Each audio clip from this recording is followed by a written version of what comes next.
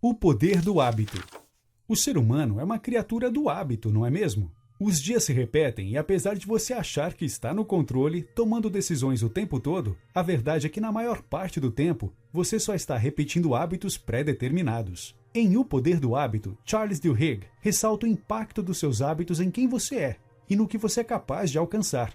Os hábitos fazem parte da fundação das nossas vidas, nossas empresas e são responsáveis por uma grande parte dos resultados que você obtém. Vamos juntos nessa jornada? Como os hábitos funcionam? Eugene Pauly era um paciente idoso que teve problemas cerebrais causados por uma cefalite viral e por isso perdeu a capacidade de usar uma parte do seu cérebro, o lobo temporal medial. Todo o resto do seu cérebro continuou funcionando normalmente, mas sua memória ficou prejudicada. Ele se tornou incapaz de se lembrar de qualquer coisa que tivesse ocorrido após 1960, mas se lembrava de tudo o que aconteceu antes deste ano. Ele se transformou em um homem incapaz de aprender coisas novas, e em segundos ele esquecia o que havia ocorrido no momento anterior. Ele não se lembrava nem onde ficava seu quarto ou sua cozinha em sua própria casa. Diariamente, para exercitar-se, sua esposa o levava para caminhadas ao redor do quarteirão. Porém, um dia, Eugene desapareceu e sua esposa ficou preocupada. Sua perda de memória poderia fazer com que ele se perdesse e nunca mais voltasse para casa. Por incrível que pareça, em apenas 15 minutos, seguindo sua rota diária, ele conseguiu retornar para casa. Alguns dias depois, Eugene já era capaz de fazer o percurso sozinho. Isso fez com que os cientistas o estudassem e descobrissem que os hábitos, suas práticas rotineiras, são armazenadas em uma área totalmente diferente do lobo temporal, responsável pela memória. Isso provou que nós aprendemos e tomamos decisões inconscientes sem a necessidade de nos lembrarmos sobre os fatos que levaram àquela decisão ou aprendizado. Esse é o poder do hábito. Acionando hábitos. Nosso cérebro é uma máquina poderosa. Ele está constantemente encontrando maneiras para se esforçar menos e automatizar rotinas, apenas para economizar energia. Um hábito funciona em um fluxo de 3 etapas. Gatilho. Alguma coisa acontece e seu cérebro entende esse gatilho como um chamado para entrar no modo automático e escolher qual rotina usar. Rotina é uma ação física, emocional ou mental, que é automaticamente acionada pelo gatilho. Recompensa. Um estímulo positivo ocorre e diz ao seu cérebro que aquela rotina funciona e por isso deve ser armazenada. Entender como os hábitos são acionados é importante, pois nos dá controle sobre nós mesmos. Ao entender os gatilhos e as recompensas, somos capazes de alterar, adaptar e criar novas rotinas. Como criar novos hábitos? O principal motivo pelo qual as pessoas estudam hábitos é para aprender a criar novos hábitos e reforçar hábitos positivos. Um hábito relativamente novo,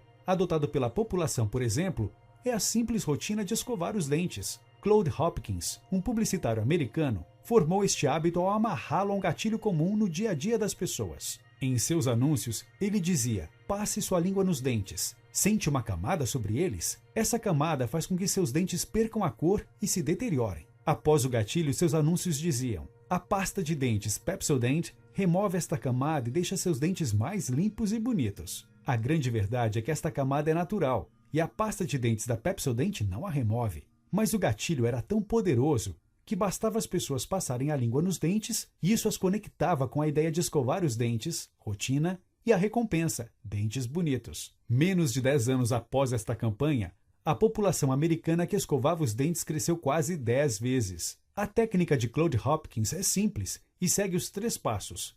1. Crie um novo gatilho na mente das pessoas, na sua mente. 2. Associe uma rotina positiva a ela. 3. Crie uma recompensa mental ou física associada à manutenção deste hábito. Mudança de hábito. O treinador americano Tony Dungy tinha um método não convencional e extremamente bem-sucedido para seus atletas. Ele levava seus jogadores a não responder automaticamente às jogadas de seus oponentes. Ele não queria que seu time pensasse antes de agir. Ele recorria à formação de hábitos que respondiam imediatamente, e não a escolhas racionais em cada jogada. Tony sabia que hábitos não são facilmente removidos. Eles precisam ser transformados, e eles só se transformam se uma nova rotina pode substituir a rotina existente, com o mesmo gatilho e uma mesma recompensa. Seus treinos se baseavam em amarrar os gatilhos e as recompensas existentes a novas rotinas. As novas rotinas eram mais simples, davam aos jogadores menos escolhas e mais comportamentos não racionais. Com seu método, Tony conquistou dezenas de títulos e se tornou um treinador lendário.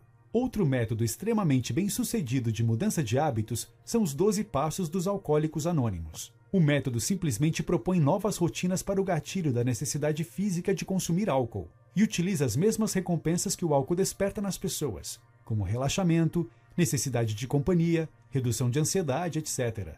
Porém, o método do AA, por si só, ainda tem dificuldades de transformar os hábitos das pessoas. Por isso ele investe também na criação da crença de que as pessoas viciadas em álcool precisam da intervenção das outras pessoas. Elas precisam acreditar que tem mais gente envolvida nessa transformação para não decepcioná-las. Essa fé é um ingrediente essencial para mudar hábitos, pois a mudança ocorre em sociedade.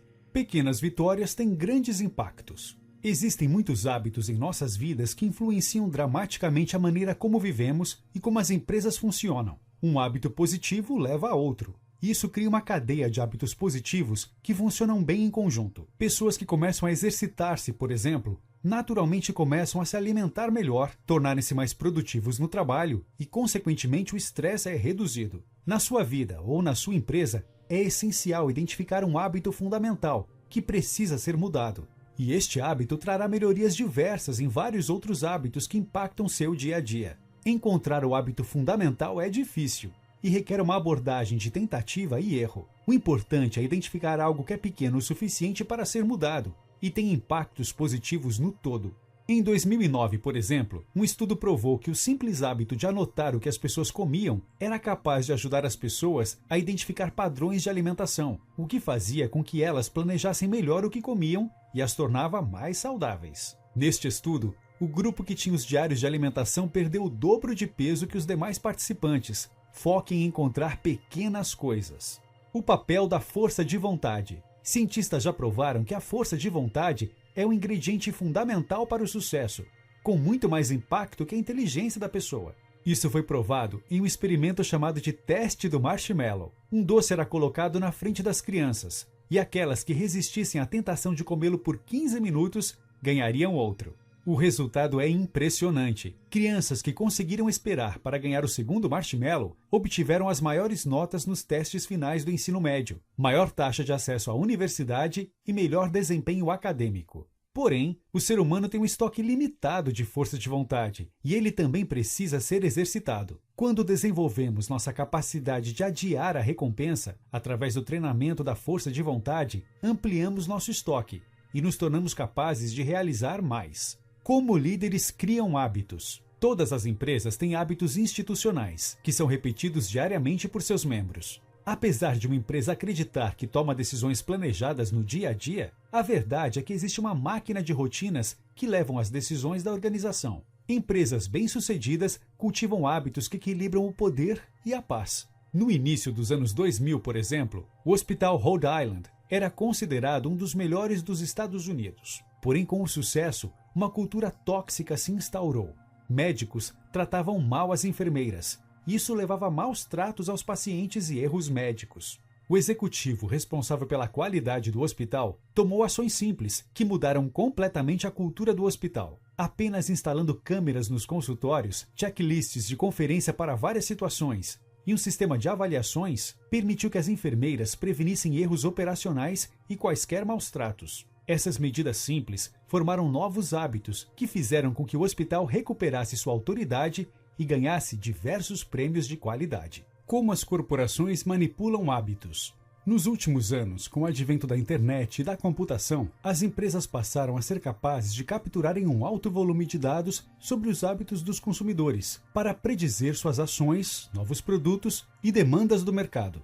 Isso fez com que elas descobrissem que hábitos são mais importantes do que as intenções do consumidor no processo de compra. Com isso, porém, surge um desafio. Cada pessoa tem hábitos únicos, pessoais. Por isso, ao analisar este alto volume de dados, as empresas que entendem o papel do hábito no processo de compra são capazes de personalizar seus produtos e serviços para os hábitos dos grupos mais comuns de pessoas. Com informações como suas compras anteriores, sua idade, sexo e os meios de pagamento que você usa, as empresas conseguem criar grupos de usuários que agem de maneira relativamente similar. Se você compra pirulitos e fraldas toda vez que vai ao supermercado, por exemplo, as empresas podem descobrir que você tem filhos de idades diferentes. Com estas informações, as mesmas empresas são capazes de lhe enviar recomendações de produtos e cupons personalizados. Uma outra abordagem comum no marketing usando dados é se aproveitar de grandes eventos na vida das pessoas, como o primeiro emprego, o casamento ou o nascimento de um filho, criando oportunidades de formação de novos hábitos nas pessoas.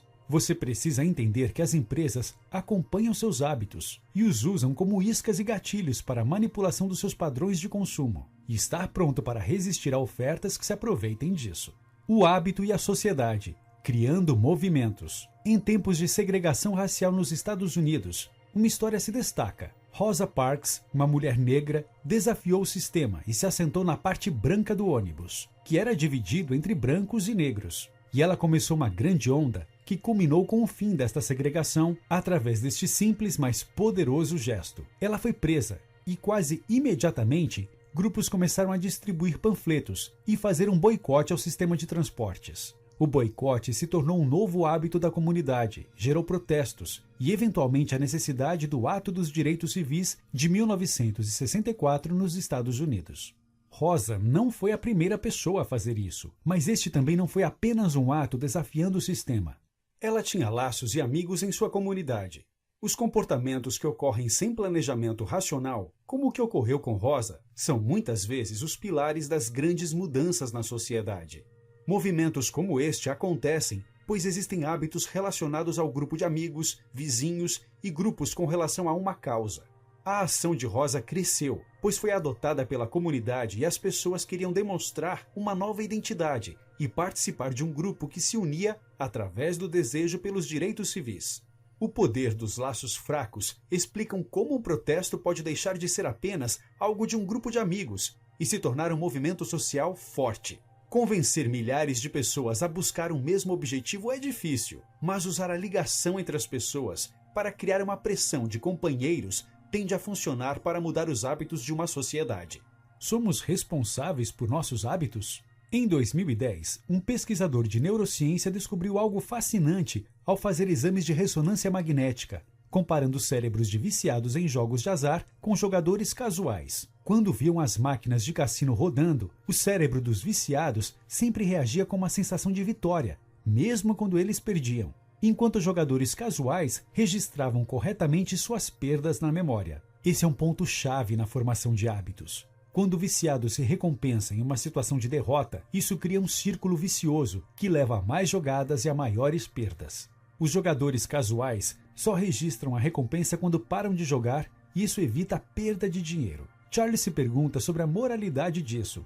É correto formar hábitos que destroem a vida das pessoas? O jogador viciado é responsável pelas suas más decisões? Apesar do questionamento moral e de sermos incapazes de julgar de quem é a culpa, para Charles, uma vez que você entende que o hábito existe, você tem a habilidade de mudá-lo. Mudança de hábito, um guia prático. Uma vez que somos capazes de compreender o papel dos hábitos em nossas vidas, nosso principal desafio é transformá-los de acordo com nossa vontade. Siga estes passos para formar hábitos saudáveis. 1. Identifique a rotina. Apesar de nem sempre ela ser óbvia e muitas vezes inconsciente, o importante é que você seja capaz de analisar seus comportamentos, se perguntar os motivos e planejar como mudá-los. Identifique o que você quer mudar antes de ir para o segundo passo. 2. Experimente recompensas diferentes. Se você não consegue trocar rotinas ruins por novas rotinas, é preciso jogar com as recompensas. Se você está comendo comidas ruins e se alimentando de forma nada saudável antes de dormir, por exemplo, você deve substituir a recompensa desta rotina. Substitua a comida por um lanche saudável ou apenas descanse por alguns minutos. Depois disso, ligue um cronômetro, aguarde 15 minutos e pergunte-se se você ainda sente a mesma vontade de comer fast food. Se sim, você ainda não identificou o gatilho do hábito. Experimente recompensas diferentes, até que você descubra qual gatilho aciona aquele mau hábito. Se por acaso, neste exemplo, o gatilho era sua fome, entenda que você pode superar a fome comendo coisas diferentes como o lanche saudável. Se o gatilho deste hábito é cansaço, tire alguns minutos para descansar. 3. Isole o gatilho. Se você sabe qual recompensa satisfaz aquele gatilho, ainda é necessário entender o gatilho mais a fundo. Os gatilhos mais comuns tendem a ser sempre relacionados a 5 categorias principais. Um lugar, onde você se encontra quando surge a rotina. Um horário. Quando surge esta rotina? Um estado emocional. Como você se sente quando surge esta rotina? Outras pessoas. Com quem você está quando ela aparece? Uma próxima ação clara. Quando você tem algo a fazer e a rotina é acionada. Se você tem um hábito que precisa eliminar, anote os lugares, horários, sentimentos, com quem você está e quais os próximos passos antes daquela rotina aparecer. Depois de algumas repetições, você começará a entender o padrão. 4. Crie um plano. Uma vez que você entendeu os 3 principais componentes do hábito, fica fácil planejar uma nova rotina que lhe traz a mesma recompensa para o mesmo hábito. Fique alerta até que o gatilho apareça e haja de acordo com o plano. Se funcionar e você tiver a força de vontade para repetir este novo condicionamento sempre, você será capaz de transformar seus hábitos. Notas finais. Hábitos ditam muito das suas atividades e dizem muito sobre quem você é. Entendê-los é o primeiro passo para ser capaz de transformar sua vida, sua produtividade e seus resultados nos negócios. Você se torna melhor naquilo que você repete constantemente, e isso são seus hábitos. Trabalhe para conhecer a si mesmo, transforme-se e exercite sua força de vontade para se tornar uma pessoa com um grande autocontrole.